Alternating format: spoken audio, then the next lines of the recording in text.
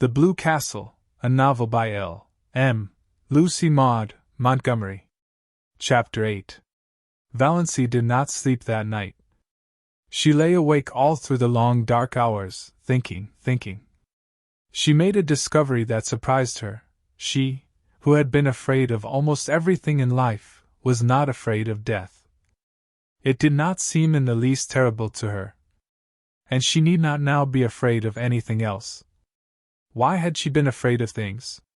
Because of life. Afraid of Uncle Benjamin because of the menace of poverty in old age.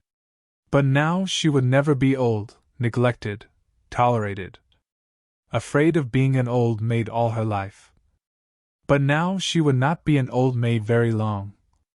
Afraid of offending her mother and her clan because she had to live with and among them and couldn't live peaceably if she didn't give in to them.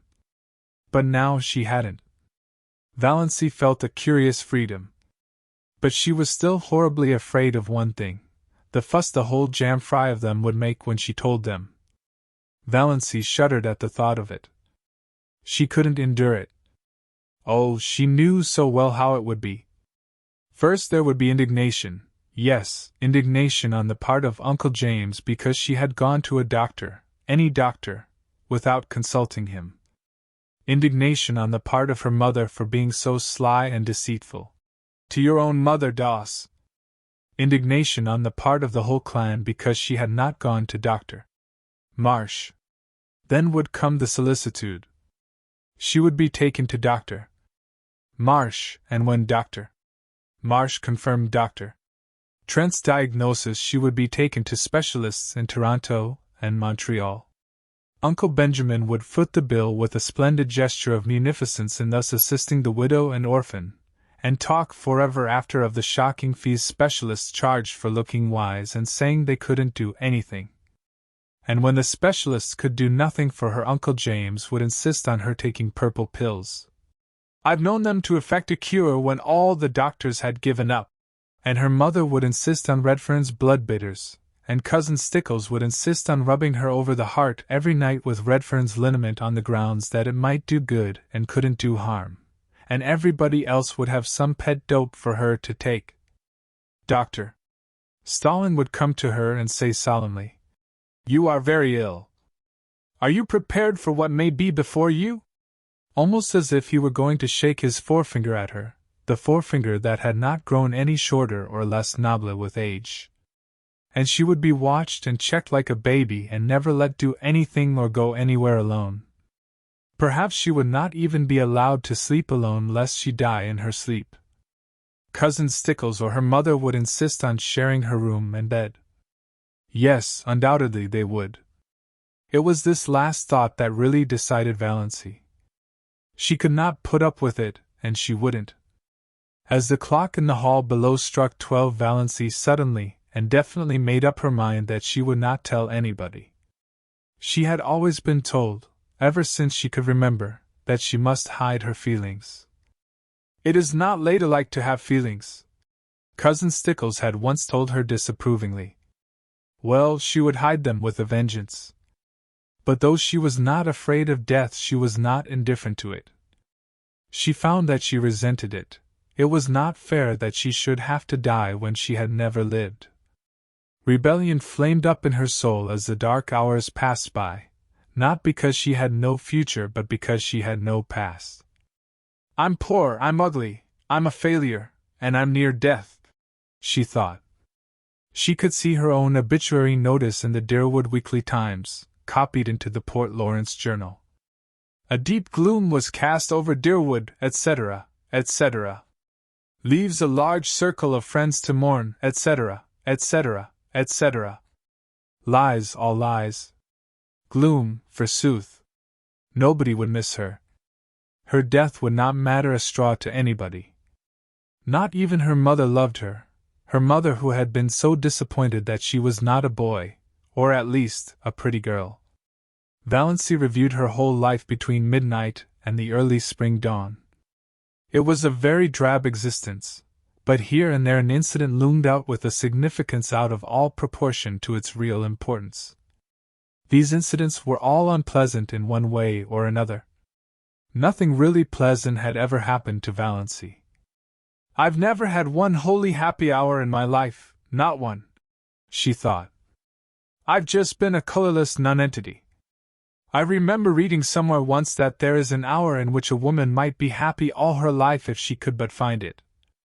I've never found my hour, never, never. And I never will now. If I could only have had that hour, I'd be willing to die." Those significant incidents kept bobbing up in her mind like unbidden ghosts, without any sequence of time or place. For instance, that time when, at 16, she had blued a tubful of clothes too deeply.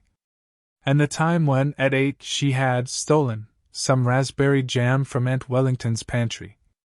Valency never heard the last of those two misdemeanors. At almost every clan gathering they were raked up against her as jokes. Uncle Benjamin hardly ever missed retelling the raspberry jam incident. He had been the one to catch her, her face all stained and streaked. "I have really done so few bad things that they have to keep harping on the old ones," thought Valency. "Why, I've never even had a quarrel with anyone. I haven't an enemy. What a spineless thing I must be not to have even one enemy." There was that incident of the dust pile at school when she was 7. Valency always recalled it when Dr. Stalling referred to the text. "To him that hath shall be given, and from him that hath not shall be taken even that which he hath." Other people might puzzle over that text, but it never puzzled Valency. The whole relationship between herself and Olive, dating from the day of the dust pile, was a commentary on it. She had been going to school a year, but Olive, who was a year younger, had just begun and had about her all the glamour of a new girl, and an exceedingly pretty girl at that. It was at recess, and all the girls, big and little, were out on the road in front of the school making dust piles. The aim of each girl was to have the biggest pile. Valency was good at making dust piles. There was an art in it, and she had secret hopes of leading. But Olive, working off by herself, was suddenly discovered to have a larger dust pile than anybody. Valency felt no jealousy. Her dust pile was quite big enough to please her. Then one of the older girls had an inspiration. "Let's put all our dust on Olive's pile and make a tremendous one," she exclaimed. A frenzy seemed to seize the girls. They swooped down on the dust piles with pails and shovels, and in a few seconds Olive's pile was a veritable pyramid. In vain Valency, with scrawny, outstretched little arms, tried to protect hers. She was ruthlessly swept aside, her dust pile scooped up and poured on Olive's. Valency turned away resolutely and began building another dust pile. Again a bigger girl pounced on it. Valency stood before it, flushed, indignant, arms outspread. "Don't take it," she pleaded. "Please don't take it." "But why?" demanded the older girl. "Why won't you help to build Olive's bigger?" "I want my own little dust pile," said Valency piteously. Her plea went unheeded. While she argued with one girl, another scraped up her dust pile. Valency turned away, her heart swelling, her eyes full of tears. "Jealous! You're jealous!" said the girls mockingly. "You were very selfish," said her mother coldly, when Valency told her about it at night. That was the first and last time Valency had ever taken any of her troubles to her mother. Valency was neither jealous nor selfish. It was only that she wanted a dust pile of her own, small or big mattered not. A team of horses came down the street. Olive's dust pile was scattered over the roadway. The bell rang. The girls trooped into school and had forgotten the whole affair before they reached their seats. Valency never forgot it. To this day she resented it in her secret soul. But was it not symbolical of her life? "I've never been able to have my own dust pile," thought Valency. The enormous red moon she had seen rising right at the end of the street one autumn evening of her 6th year. She had been sick and cold with the awful, uncanny horror of it. So near to her. So big. She had run in trembling to her mother, and her mother had laughed at her. She had gone to bed and hidden her face under the clothes in terror lest she might look at the window and see that horrible moon glaring in at her through it. The boy who had tried to kiss her at a party when she was 15. She had not let him, she had evaded him and run. He was the only boy who had ever tried to kiss her. Now, 14 years later, Valancy found herself wishing that she had let him. The time she had been made to apologize to Olive for something she hadn't done. Olive had said that Valancy had pushed her into the mud and spoiled her new shoes on purpose. Valancy knew she hadn't. It had been an accident, and even that wasn't her fault, but nobody would believe her. She had to apologize, and kiss Olive to make up. The injustice of it burned in her soul tonight. That summer when Olive had the most beautiful hat, trimmed with creamy yellow net, with a wreath of red roses and little ribbon bows under the chin. Valancy had wanted a hat like that more than she had ever wanted anything. She pleaded for one and had been laughed at. All summer she had to wear a horrid little brown sailor with elastic that cut behind her ears. None of the girls would go around with her because she was so shabby, nobody but Olive. People had thought Olive so sweet and unselfish. I was an excellent foil for her, thought Valancy. Even then she knew that. Valancy had tried to win a prize for attendance in Sunday school once. But Olive won it.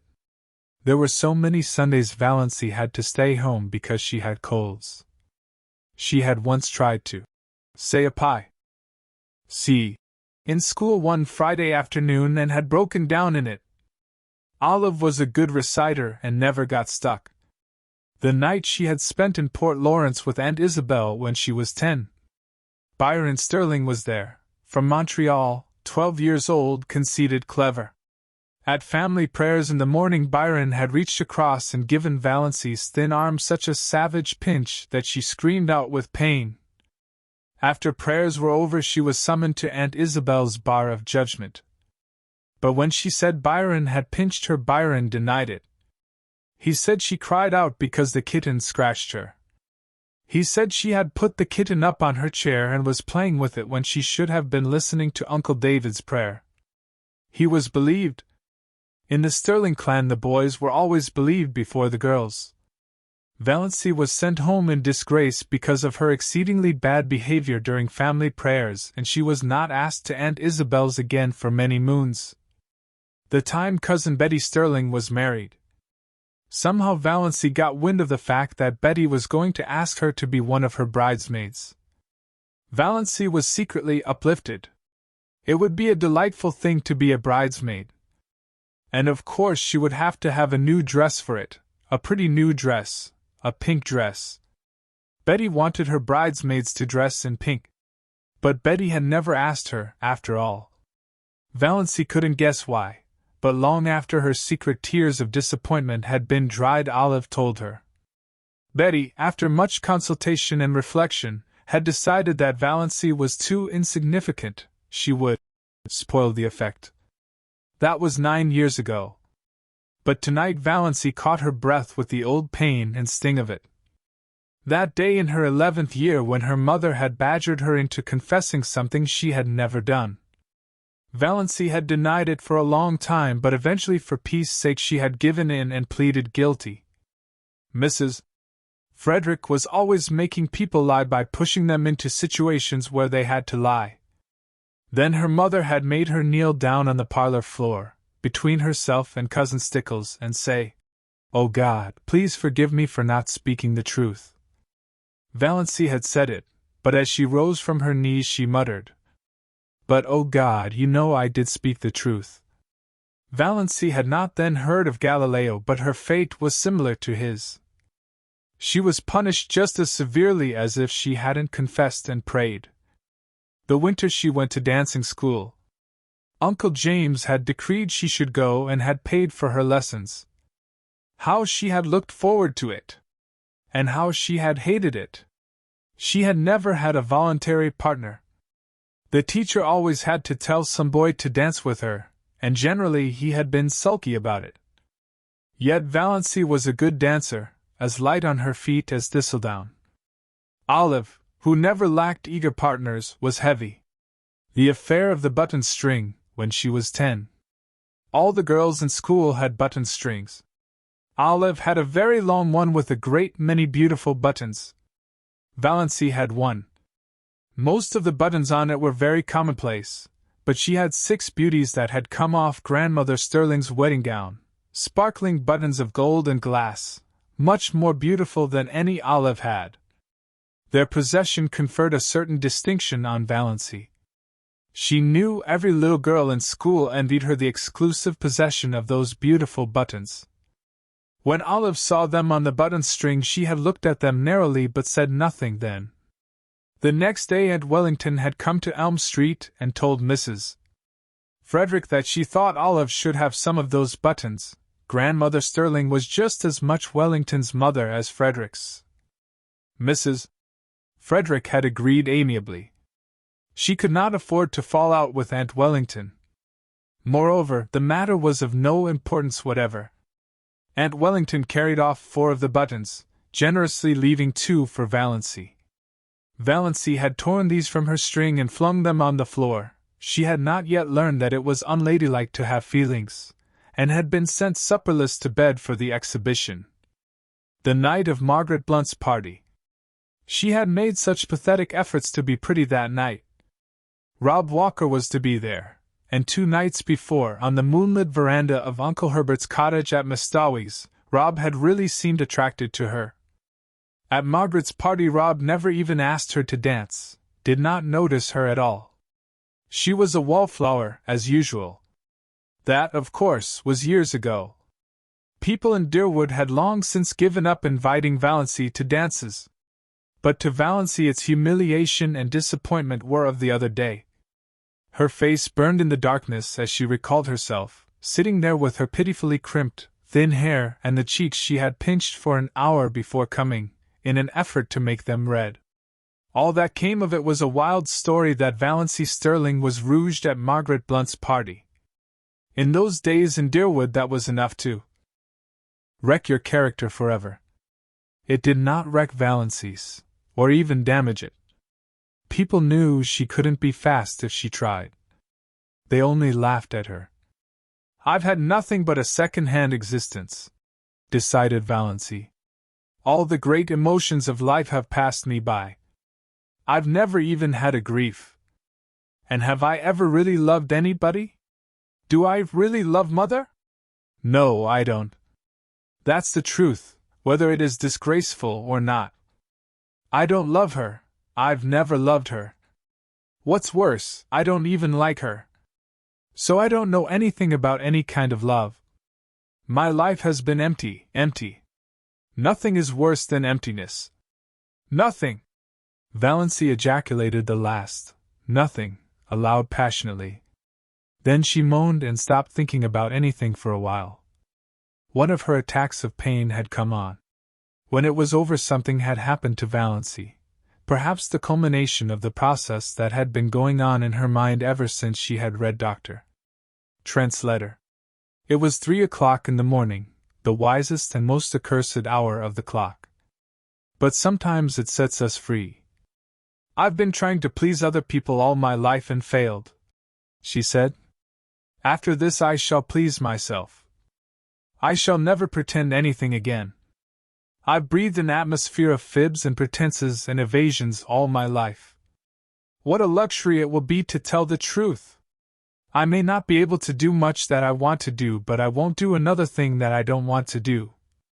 Mother can pout for weeks. I shan't worry over it. Despair is a free man. Hope is a slave."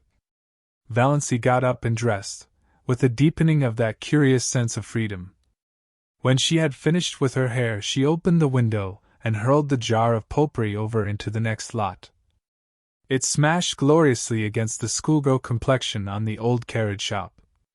"I'm sick of the fragrance of dead things," said Valency,